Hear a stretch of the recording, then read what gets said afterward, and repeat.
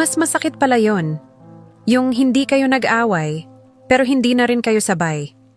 May mga sakit pala na hindi maririnig, walang sigaw, walang luha na bigla na lang tutulo. Pero mabigat. Parang may nakadagan sa dibdib na hindi mo maalis. Tahimik ang loob ng kwarto, hindi dahil payapa ang pakiramdam, kundi dahil pagod na ang puso sa kakaisip.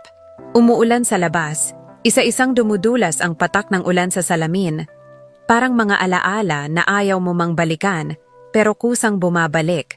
Nakatitig lang siya sa bintana, hindi dahil may hinihintay, kundi dahil may sinusubukang intindihin. Kailan nga ba nagsimulang magbago ang lahat? Wala siyang malinaw na sagot.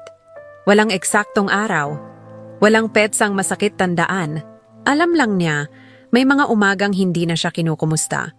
May mga gabing hindi na siya tinatanong kung pagod ba siya, kung masaya pa ba siya.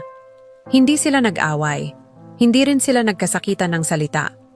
Walang pintong isinara ng malakas. Walang luhang pinahid sa harap ng isa't isa. Tahimik lang silang napagod. Napagod sa pag-a-adjust. Napagod sa pag-intindi. Napagod sa pagiging maingat para lang hindi makasakit. Unti-unti, siya na lang ang nagtatanong. Siya na lang ang nagpapaliwanag. Siya na lang ang sumusubok umunawa. Hanggang isang araw, napansin na lang niya na mag-isa na siyang nagmamahal. Mas masakit pala yon, yung wala kang masisisi. Walang mali na pwedeng ituro, kaya sarili mo ang unang tinatanong. Sapat ba ako? May kulang ba sa akin? Kung binigay ko na ang lahat, bakit parang hindi pa rin ako pinili?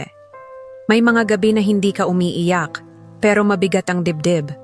May mga sandaling hindi ka galit, pero masakit pa rin. Hindi dahil iniwan ka, kundi dahil unti-unti kang hindi na isinama. Sa bawat patak ng ulan sa bintana, may alaala, may mga tawanan, may mga pangakong hindi naman binawi, pero hindi na rin tinupad. May mga pagmamahal palang hindi natatapos sa hiwalayan, kundi sa katahimikan. Hindi sila nag-away, pero hindi na rin sila sabay tumingin sa bukas. At masakit yon, dahil walang galit na magpapadali ng pagbitaw. Walang sama ng loob na magsisilbing dahilan. Pagod lang, tahimik, at unti-unting pagtanggap, umuulan pa rin sa labas. At sa loob ng kwarto, unti-unti niyang nauunawaan na hindi lahat ng minahal ay mananatili. May mga love story talagang hindi ginawa para magtagumpay, kundi para baguhin ka. Para turuan kang magmahal kahit alam mong walang kasiguruhan. Para ipaalala sa'yo na kahit ibinigay mo ang lahat, hindi ibig sabihin ay mananatili ang mahal mo. At sa dulo, hindi galit ang natitira. Hindi sama ng loob, pagod lang.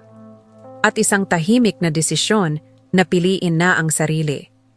Kung nasaan ka man ngayon, sa gitna ng katahimikan at ulan, sana malaman mo, hindi ka nag-iisa sa gabing ganito. Gusto mo bang makatipid sa mga binibili mo? Bisitahin ang Smart Save to Shop, nasa comment section ang link. Kung nagustuhan mo ang video, paki-like, mag-comment, at i-share. Malaking tulong po iyon sa amin. I-follow kami para manatiling updated sa mga bagong videos. Forever blessed. God bless. Ingat lagi.